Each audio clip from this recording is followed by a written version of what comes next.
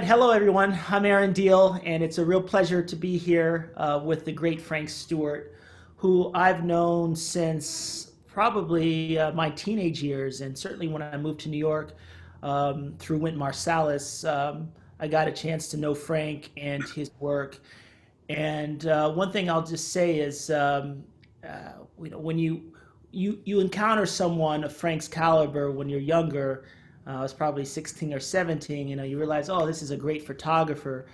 But as I've grown older, and I'm now almost 35, uh, I now really recognize the breadth of Frank's work and his connection with all of the greats in the art world and photography and music. It's a real privilege to have you on. So thank you, Frank. Thanks for having me on.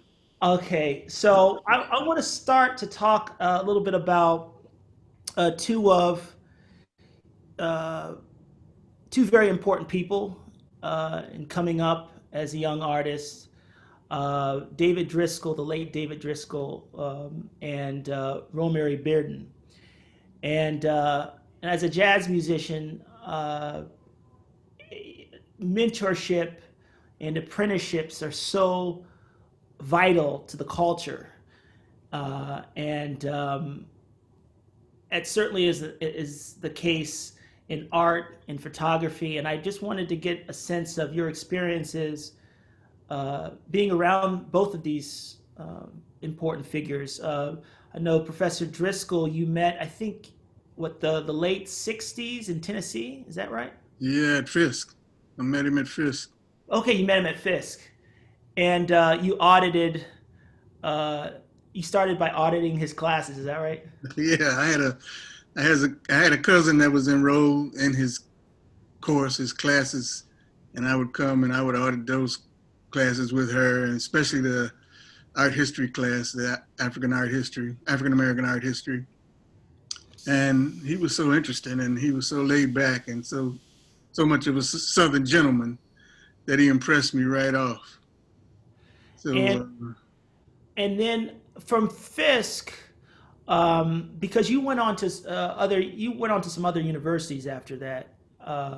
yeah, I came to New York and went to Cooper Union. You went to Cooper Union. So when you moved to New York, you maintained a relationship with. Uh, I maintained a relationship with Carlton Moss, who taught film production at Fisk. And I helped him do 2 Centuries of Black Art in America, the documentary. right. So, and David was the moderator for that film.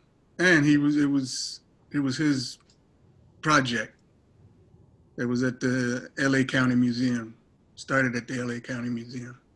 And that's in fact how you met Romary Bearden. His That met Romeo Bearden, Alma Thomas, Jacob Lawrence, all of these guys, Hale Woodruff. I met everybody through that film. Everybody that was living anyway. I mean, one of the things that actually, funny enough, two Bearden prints are behind me. I'm in Columbus, Ohio, where I grew up, and this is actually a room where my piano is in. And when I started playing, the piano was right next to the Bearden prints, and I'd always be curious, like, who's this artist? I really didn't understand at the time, and my parents were like, "Oh, this is a famous African American artist, and it's important for to know, more about the history of art um, in African American culture."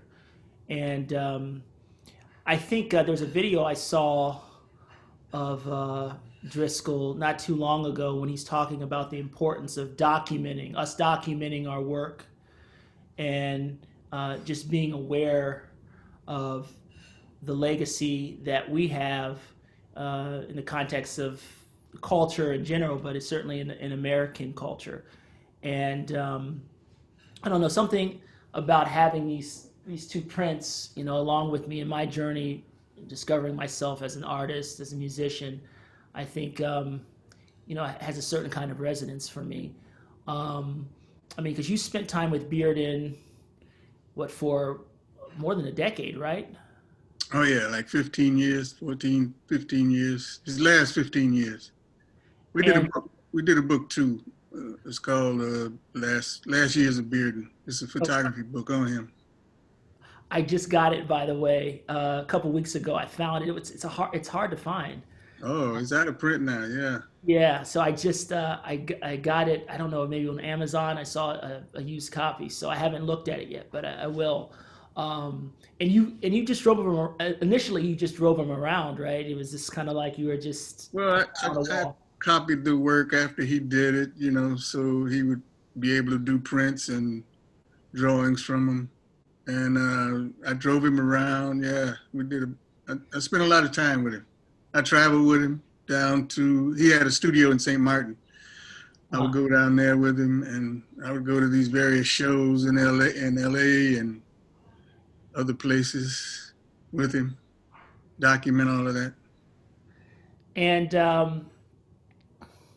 what were some important pieces? And I'm thinking, and again, in relationship to the mentor mentee dynamic. What were some important lessons that you learned from him personally, just as you developed your own language and your art and in your work? Well, the way he broke up space, I'm constantly, we're constantly battling the balance and form in space. So I watched how he did it, and he would be very, he would break it up in such a way where if you took the characters out, you would have a Mondrian, you know. Uh, So I watched how he broke up his planes, and I got a lot from that. He didn't talk to me so much, but I got all of this stuff from osmosis just by watching him, being in the studio with him, and watching him how he applied the cutouts and all of that. In fact, that print that you have up there, first when I first saw that, I thought a machine did it. It was so precise. The the, actual pieces, the not the one at print. the top of the Yeah, bottom. the series though. This is series. Oh yeah, this is it. I came in one day and he had a whole room full, and I don't know why does he have these posters in here. I actually thought a machine did them because they were that precise. Wow. And I remember there's an interview that I saw of you somewhere, and maybe it was for Columbia University or something, and you were talking about uh, Bearden meeting Picasso one time, and Picasso. Uh, They were he had a saying, letter from Hoti, who had a okay, gallery. Carl Hoti, who had a gallery, I think it was on 57th Street, and to Picasso introducing Bearden to him. So Picasso told him never forget that he comes from a black culture, and to exactly. incorporate that into his work. And from your perspective as a photographer, how do you go about incorporating that into your work if there are themes that are present other than the actual subject matter at hand, such as jazz musicians or whomever? I mean, is Well, there the thing about culture and the thing about growing up in America is African American is American culture. African American culture is American culture because we've had to come up with our own culture being here as different kind of immigrants. right? So you can't, if you're an African American artist, you can't help but incorporate some of that into your art. I mean, it's going to come out. Right. You are, and your art. If you look at your art, you should see the person. If you look at the art, you should see that person that made it. I remember one time you telling me that you grew up with Phineas Newborn, the jazz pianist, Oh yeah, as a that stepfather. was my stepfather. Yeah, we came up to New York together in the '50s when I was a boy from the South. I came from Memphis, Tennessee. It was the deep South, and I had all of that in me. And he came up too from the South. He had all of that in him. But he was very shy and sensitive, and Count Basie brought us up. So he played opposite Count Basie in Birdland. So he would bring me there at night with him. So I would hang out at Birdland and meet all the cats from the Basie band. Al Gray was one of my good partners, Snooky Young, all these cats. And so, I got a good taste of that culture and what it meant to be those guys in New York City at an interesting time for that music. While And it was still popular music, in the late 50s, middle 50s. and after you graduated from Cooper Union, did you spend some time with Ahmad Jamal Oh too? yeah, yeah. Ahmed was the first one to take me on the road. I was a young man, and that was another experience. We had Jamil Nasser, who was like my uncle, Yeah. who was from Memphis, and grew up with Phineas. So I knew him for a long time, even before I went out. And Frank Gant, and it was a few other people. A few other people. Uh, Randy Weston's son, Azadine, was the percussionist. Mhm. And so that was there was a lot of other people too, guitar players, bass players.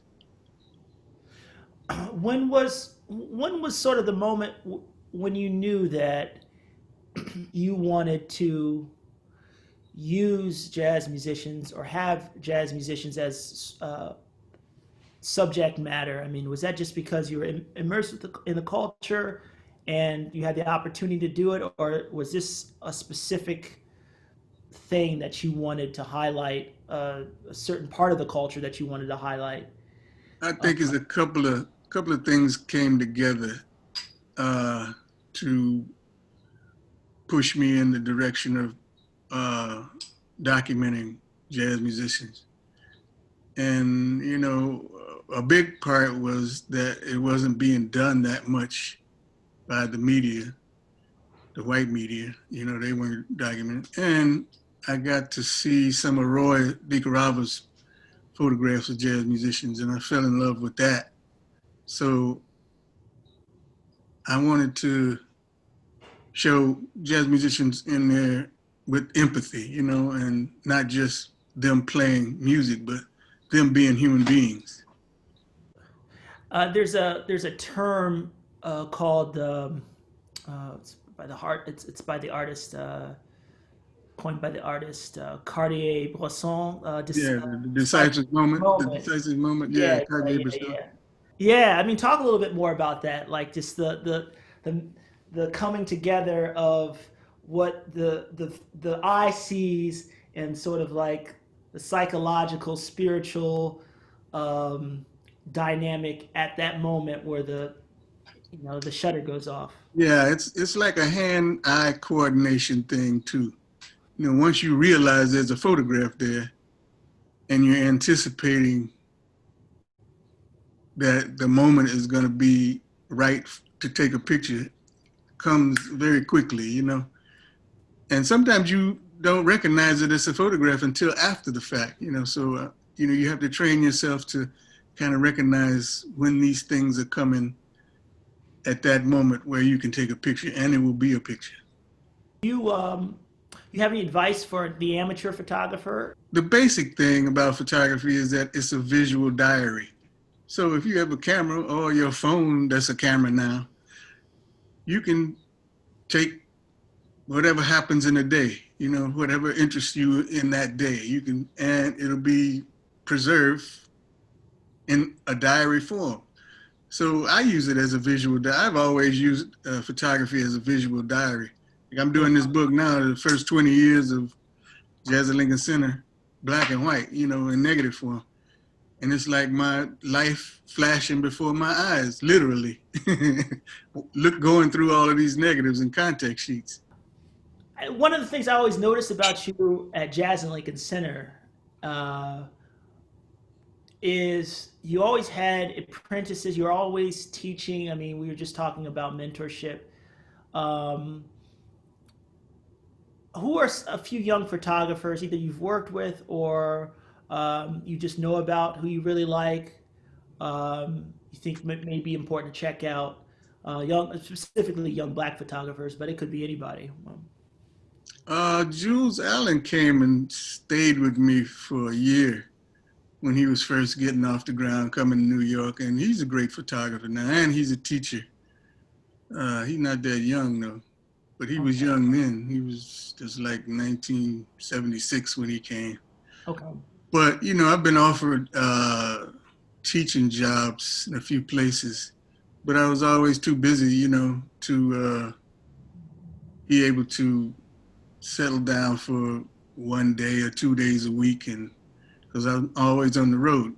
But Yeah. I would take, you know, one or two people and show them or apprentice them, like Ernie Gregory. that's Oh one of my, yes. Oh that's yes. one of my students. Yeah, he's become a great photographer too, man. Absolutely. I like a lot of his stuff. People like that, you know.